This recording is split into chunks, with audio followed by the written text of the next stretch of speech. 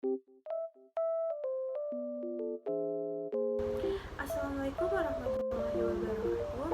Halo semuanya, perkenalkan nama saya Irma Nurmala dengan NIM 2202827. Di sini saya akan berstorytelling tentang Kerajaan Banten. Awal mula dan masa kejayaan Kesultanan Banten.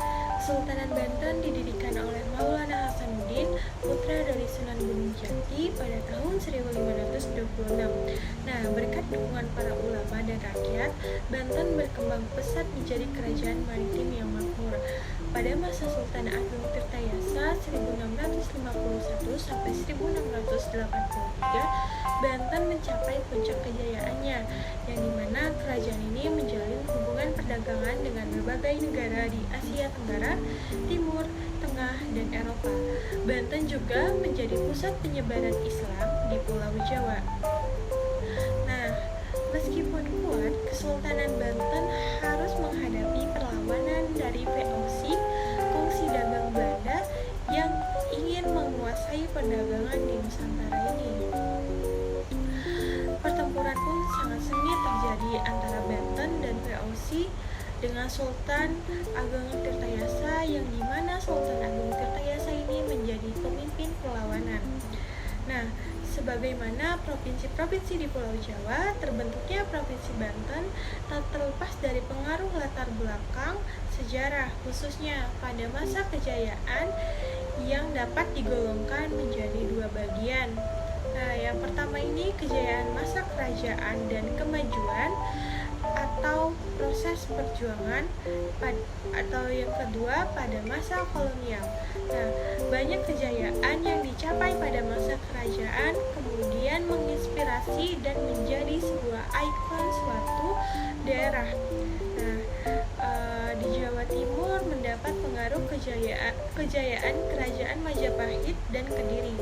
Jawa Tengah pengaruh dari kerajaan Mataram yang berpusat di Surakarta, dan daerah istimewa Yogyakarta tak terlepas dari pengaruh Mataram Yogyakarta. Begitu pula Jawa Barat, identik dengan kerajaan Pajajaran.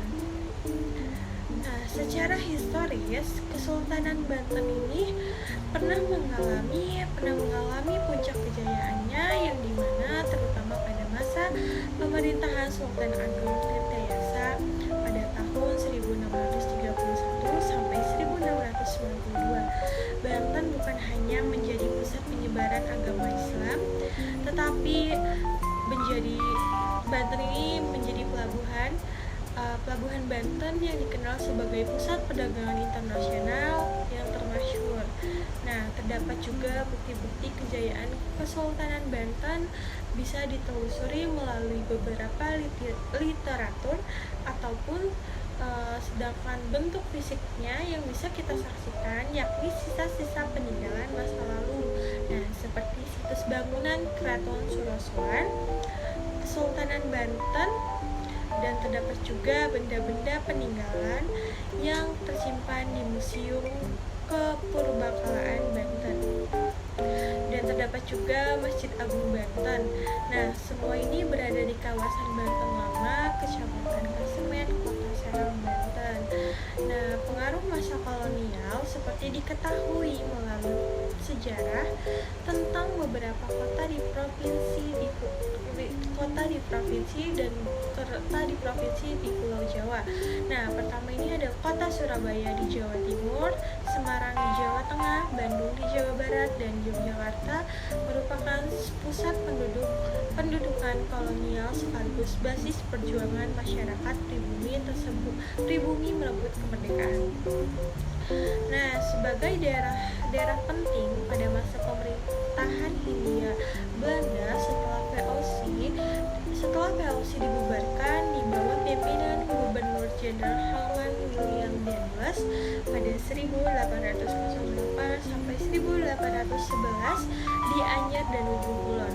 Nah, di Anyer dan Ujung Kulon ini dibangun pangkalan armada laut oleh Dendels.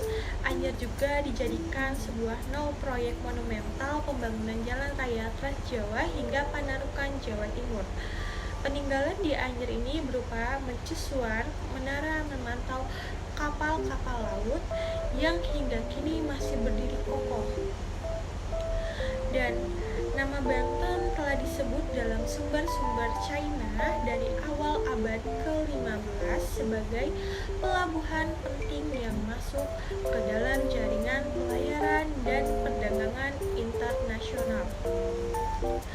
Oleh karena itu, dengan penguasaan Malaka oleh Portugis, Banten semakin berarti bagi pelayaran dan perdagangan karena bagi pelayaran dan perdagangan internasional melalui Selat Sunda.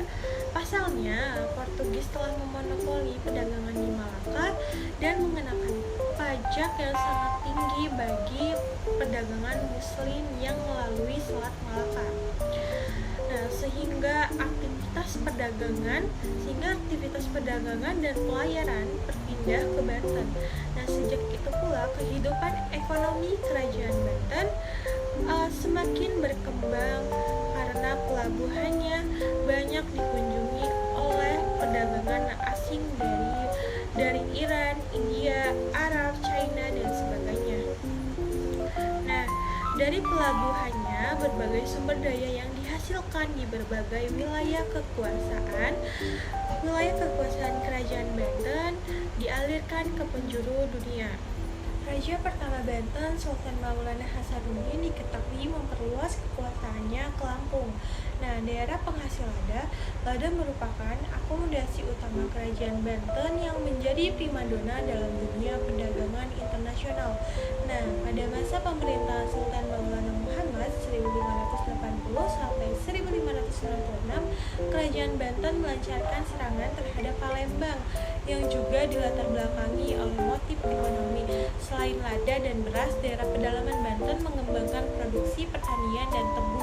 Berdasarkan dokumentasi VOC diketahui bahwa cengkeh juga menjadi komoditas ekspor terbesar dari Banten yang jumlahnya bisa mencapai 300 pon pada 1636.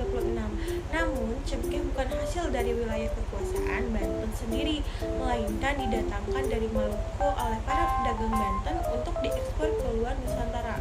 Nah, komoditas perdagangan itulah yang menjadi salah satu faktor penyebab kerajaan Banten dapat mencapai kejayaan di bawah Sultan Agung Tirtayasa.